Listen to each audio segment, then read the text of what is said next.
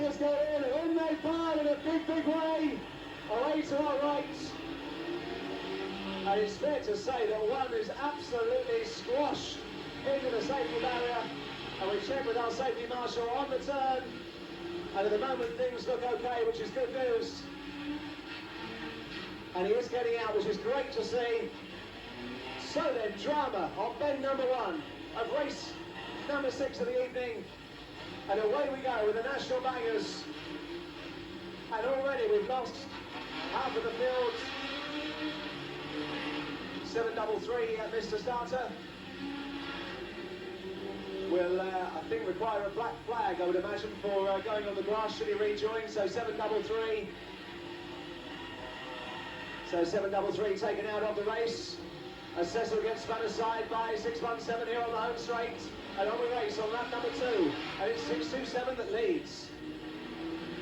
A host of Speedworth drivers heading their way up the home straight. As a couple were piling on the turn, and several drivers jump clear of their battered machines. So it's Terry that leads in 627 on lap 3. 617 is second. There's more piling in, Willie Allen Cartwright on the turn, as we lose one of the uses as well at the pit end of the raceway. 439 in car 4. One East Anglian, one Southerner, courtesy of Speedworth. They battled it out on the home straight, and all of a sudden there's not a great deal left. So Terry Coke is our leader in 627, as we mentioned earlier, a winner of the World Championship many years ago, as Cecil Powell's running on the turn. So then, a fair amount of machinery at the right end of the circuit as 17 Mark Anderson gets involved as well. The leader very nearly held up on the home straight, but he continues past us on lap number 5. Cecil gets helping out from 211, and in they bar. Any more for this? We're having a party as they all fly in over on the turn. So any more invitations flying around the raceway, we shall see whether or not they continue to fly in there. But we've got something like 9 machines all trapped in there. And believe it or not, there is a race going on. And on lap number 6, it's Terry Cope that leads in 627. 617 is your second place man. Behind that, we see James Bully in 363. And those 3 are about 3 laps ahead of anything else. So 53, he goes past us, Justin Garman, the Yarmouth racer, and there's another massive schmozzle on the far side involving 27 and the orange machine.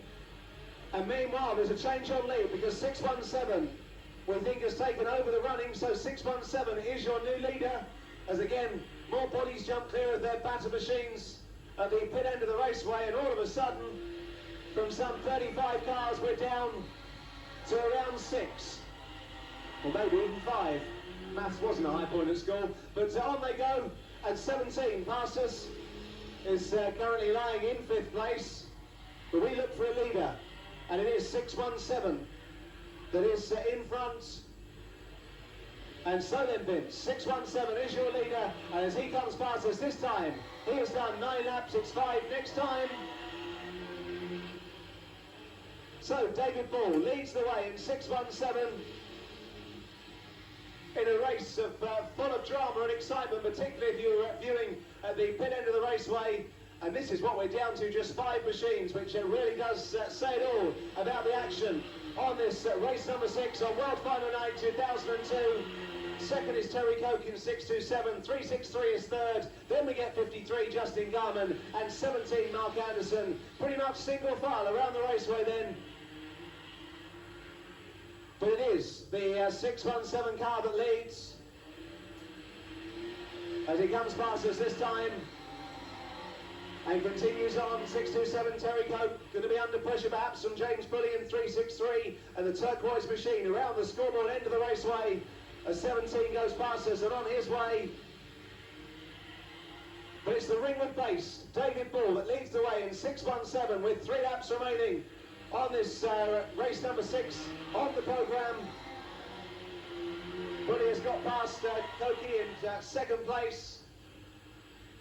Behind that we see 53 and then 17. They are some way back. But of the 5 cars remaining, it is headed by 617. as we go into the final 2 laps. The consolation of the evening. Through goes David 617 then. In second is 363, third is 627, then we get 53 and 17, much as they've been for the last 5 or 6 laps or so. But coming round the turn for the penultimate time and seeing our start marshal Vince Sharp showing the 1 lap signal. 2617 who goes past us, 363 is second, 627 is third, and that looks as though the way they're going to finish. 53 a back marker just ahead up of the leader, but I don't think Garmin is going to be a problem, and it looks like down the far side for the 15th and final time here on Bangor World Final Night, it's going to be a win for Ringwood, and coming round to take the win, 617 taking the checker flag. David Ball takes the flag.